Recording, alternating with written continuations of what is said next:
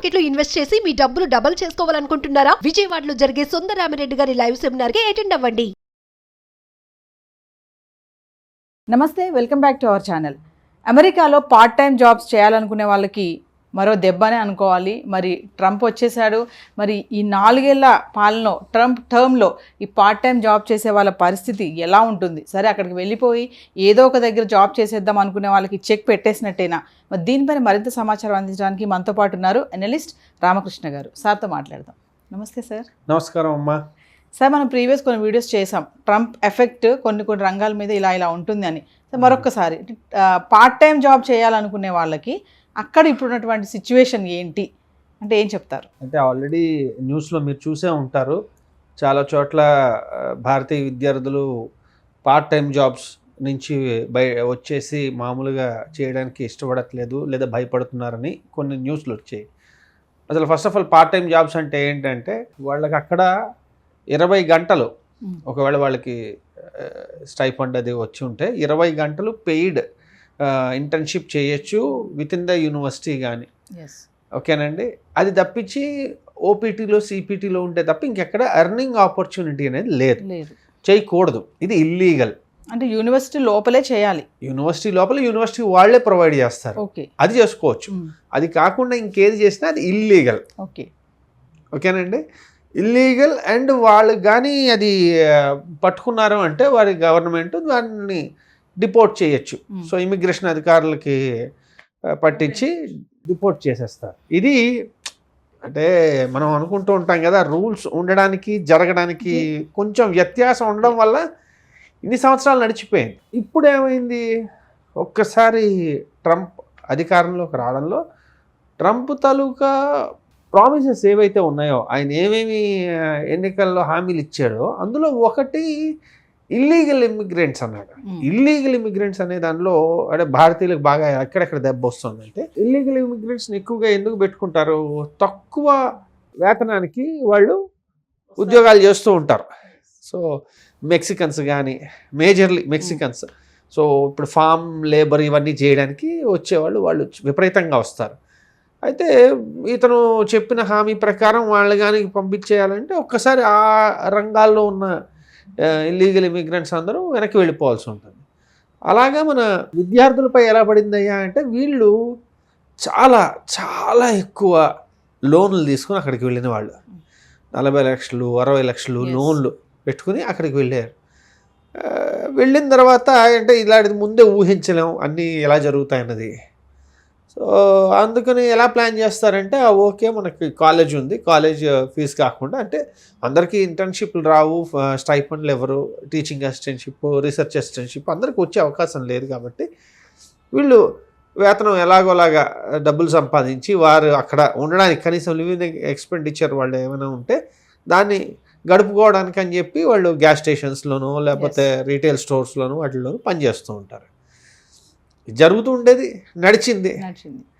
ఇప్పుడు ఏమైందంటే, ఒక ప్రామిస్, ఒక ఎన్నికల హామీ మీద వచ్చినప్పుడు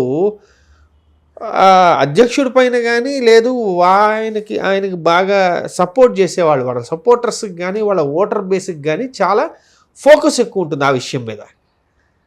అందువల్ల ఏం చేస్తారు, ఇప్పుడు ఎవరన్నా చూశారు వీళ్ళు ఓ గ్యాస్ స్టేషన్ దగ్గర ఎవరో ఇండియన్ స్టూడెంట్లా కనబడుతున్నాడు, వర్క్ చేస్తున్నాడు అని, వాళ్ళు ఇమ్మీడియట్గా వెళ్ళి కంప్లైంట్ ఇచ్చే అవకాశం ఉంది. ఎందుకయ్యా అంటే ఆ ఉత్సాహం ఉంది.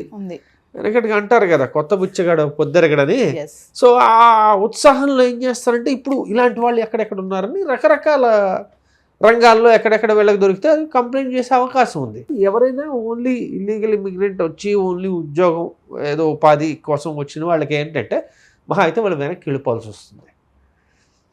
భారతీయ విద్యార్థులకు అలా కాదు, వాళ్ళు వెనక్కి వచ్చేయడం ఒకటైతే వాళ్ళు వెళ్ళిందే చదువు కోసం. చదువు చాలా గట్టిగా ఎఫెక్ట్ అయిపోతుంది. అంత గట్టిగా ఎఫెక్ట్ అయ్యే చదువు వల్ల అంటే దాని మీద ఎంత డబ్బు లేకపోతే ఎన్ని ఆశలు అన్నీ ఆధారపడి ఉన్నాయి కదా.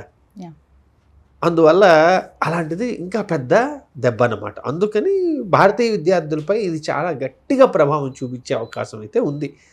ఇనీషియల్గా ఒక 6 months 1 year మాత్రం జాగ్రత్త పడితే మంచిదని నిపుణులు చెప్తున్నారు.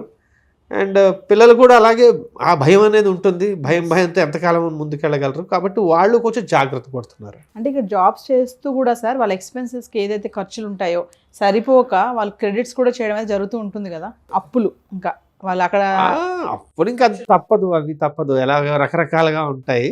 అయితే మనం కొంతకాలం క్రితం అనగా ఈ ట్రంప్ ఇంకా అప్పటికి గెలవలేదు, అప్పట్లో ఒక వీడియో చేసినప్పుడు మీరు ఇలానే అడిగారు. అప్పట్లో ఏమని, ఇదిగో భారతీయుల దగ్గరే చేస్తున్నారు, వాళ్ళ దగ్గర అంటే ఆయాలని అనడం కాదు కానీ బేసిక్గా పిల్లల్ని చూసుకోవడానికి కానీ ఇలాంటి వాటికి కానీ ఉంటున్నారట. ఇది ఎంతవరకు సమంజసం, ఇదేంటి ఎంత దిగజారిపోయారనో, ఇలాంటి జీవితం ఏంటనా అని. నేను అప్పుడు కూడా ఒక పాయింట్ చెప్పా చాలా క్లియర్గా. ఏంటయ్యా అంటే, దాన్ని మనం చూసే దృక్కోణం మార్చుకోవాలి. దాన్ని మనం మన యొక్క కమ్యూనిటీని ఒకరికొకరు సపోర్టివ్ రోల్ కింద మనం చూడాలి. ఎందుకయ్యా అంటే, ఒక దేశం కాని దేశంలోకి వెళ్ళారు, వీళ్ళు స్థిరపడిపోయారు. దేశం కాని దేశంలోకి వీళ్ళలాగే ఎవరో వచ్చారు పాపం, వాళ్ళు రకరకాల పరిస్థితుల్లో ఉన్నారు. వాళ్ళకి ఒక సహాయం చేస్తే ఆ చైన్ కంటిన్యూ అవుతుంది. రేపు పొద్దున వీళ్ళు కూడా ఇంకోళ్ళకి సహాయం చేయాలన్న ఆలోచన వస్తుంది ఒకటి. రెండవది ఏంటంటే, ఈ సోషల్ కనెక్షన్స్ ఎప్పుడైతే బాగా ఉంటాయో, ఒకటి వీళ్ళకి సేఫ్టీ అండ్ సెక్యూరిటీ మీద భయం ఉండాల్సిన అవసరం ఉండదు. అది చాలా ఇంపార్టెంట్. రెండవది ఖర్చుల పరంగా కూడా కొంత వీళ్ళకి వెసులుబాటు కలుగుతుంది. మూడు, వీళ్ళు ఇమ్మీడియట్గా అవ్వగానే జాబ్స్ కోసం పరిగెట్టాలంటే అందరిలాగా వీళ్ళు పరిగెట్టక్కర్లే, ఒక కమ్యూనిటీ సపోర్ట్ అనేది ఉంటుంది వాళ్ళకి. అప్పటికే వీళ్ళు ఎవరు ఏంటి ఎంత చేయగలరు ఏమిటని తెలుస్తుంది, వీళ్ళ గైడెన్స్ కూడా ఉంటుంది. ఎందుకంటే ఎంతైనా అంతా ఏదో చాలా యాంత్రికంగా జీవితం గడిచిపోతుంది అనుకుంటూ ఉంటాం, కానీ ఇండియాలో పరిగెట్టినంత దారుణంగా అక్కడ పరిగెట్టరండి జీవితం. అర్థమైందండి. అక్కడ 5 గంటలకు అయిపోయిందంటే 5 గంటలకు అయిపోయింది, బయటకు వచ్చేస్తారు. అర్థమైందండి. చాలా రిలాక్స్డ్గా లైఫ్ లీడ్ చేస్తుంటారు. ఒక రకంగా మన వాళ్ళందరూ అక్కడికి వెళ్ళి ఉందాం అనుకున్న కారణాలు ఏంటి అంటే రెండు. ఒకటి, మీ శ్రమకు తగ్గ ఫలితం అక్కడ ఇస్తారు. మీరు చదువులో కానివ్వండి లేదా ఉద్యోగంలో కానివ్వండి, మీరు గట్టిగా కష్టపడగలరు, మీకు బాగా నైపుణ్యం ఉంది అంటే దానికి తగ్గట్టుగా మీరు ఫలితాన్ని పొందవచ్చు. రెండవది ఏంటంటే, ఇక్కడ ఉన్నట్టుగా అంత ప్రెషర్ ఉండదు. ఆ లైఫ్ స్టైల్ అనేది కొంచెం రిలాక్స్గా ఉంటుంది. సో అంటే బెటర్ క్వాలిటీ ఆఫ్ లైఫ్ ఎవరు కోరుకోరు చెప్పండి. అందుకని ఈ రెండు కారణాల వల్ల అక్కడ వెళ్తున్నారు. కాబట్టి కమ్యూనిటీని బిల్డ్ చేసుకోవాలంటే అది ఇక్కడ ఈ ఒక్క దేశమనే కాదు, ఏ దేశంకి వెళ్ళినా ఈ కమ్యూనిటీ బిల్డింగ్ అనేది చాలా ముఖ్యం. మనం ఒక పర్టికులర్ కమ్యూనిటీ కింద చూసుకుంటే గుజరాతీలు ఈ విషయంలో చాలా చక్కగా ఎన్ని కంట్రీస్లో తిరిగినా వాళ్ళ యొక్క ఇది కమ్యూనిటీ స్ట్రెంగ్త్ ఎప్పుడూ ఉంటుంది. ఇప్పుడు భారతీయులందరూ కూడా ఏకమై కొంచెం ఒకరికొకళ్ళు తోడుగా ఉంటే ఈ ఇబ్బందిని, ఈ ఇప్పుడున్న ప్రాబ్లమ్ని కొంతవరకు గట్టెక్కచ్చని నా భావన. సార్, ఏదేమైనా ఇప్పుడు F1 స్టూడెంట్ వీసా పైన వెళ్ళే వాళ్ళకి ట్రంప్ ఎఫెక్ట్ ఏమన్నా ఉంటుందంటారా? ట్రంప్ ఎఫెక్ట్ అంటే ఏ రకంగా అనుకుంటున్నారు? స్టూడెంట్గా వెళ్ళే వాళ్ళకి ఇప్పుడు ఈ జాబ్ పార్ట్ టైం జాబ్స్ పరంగానే చూసుకుంటే ఆయన ఒకటే చెప్తున్నాడండి, anything illegal is illegal, anything legal is okay. First thing అదొక మొట్టమొదటిది.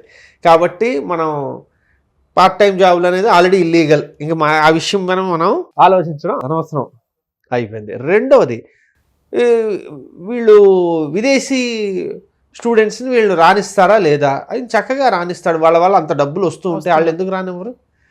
అదొకటి. రెండవది, అమెరికా అనే దేశం ఎప్పుడూ టాలెంట్ని పిలుస్తూనే వచ్చింది. సో వాళ్ళు దాన్ని ఎప్పుడైనా స్వాగతిస్తారు. మన స్టూడెంట్స్ చెప్పినట్టుగా గత సంవత్సరం అనుకుంటా చాలా సంవత్సరాల తర్వాత చైనా కన్నా ఎక్కువగా మన స్టూడెంట్స్ అక్కడ అమెరికాలో ఉంటున్నారు.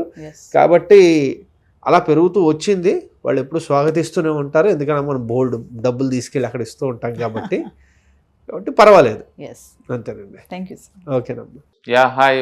మొట్టమొదటిసారిగా మన విజయవాడలో క్లాస్ రూమ్ ట్రైనింగ్ అండి, 1 డే క్లాస్ రూమ్ ఎన్విరాన్మెంట్లో ఆఫ్లైన్ వెబినార్ జరగబోతుంది. అండ్ ఇంట్రెస్ట్ ఉన్న పార్టిసిపెంట్స్ ఈ కింద స్కూల్ అవుతున్న నెంబర్కి రింగ్ చేసుకొని సీట్ బుక్ చేసుకోండి. దీంట్లో ETFs, index funds and mutual funds మీద completely and hand holding experience మీకు ప్రొవైడ్ చేయబడుతుంది. దీని ద్వారా ఏంటంటే మనం ఎసెట్స్ని స్టాక్ మార్కెట్లో ఎలా మేనేజ్ చేసుకోవాలి, ఎలా గ్రో చేసుకోవాలి, ఎలా ప్రొటెక్ట్ చేసుకోవాలో అంటే ప్రాక్టికల్గా నేర్చుకుంటారు. అండ్ మీ ఇప్పటి వరకు మనం ఆన్లైన్లోనే మీరు అటెండ్ అవుతున్నారు. ఇక నుంచి మీరు మన విజయవాడ సిటీలోనే అండ్ లైవ్లో క్లాస్ రూమ్ ఎన్విరాన్మెంట్లోనే నేర్చుకునే ఛాన్స్ దొరుకుతుంది. కాబట్టి ఇంట్రెస్ట్ ఉన్న పార్టిసిపెంట్స్ కింద స్క్రోల్ అవుతున్న నెంబర్కి పింగ్ చేసి సీటు రిజర్వ్ చేసుకోండి. Thank you.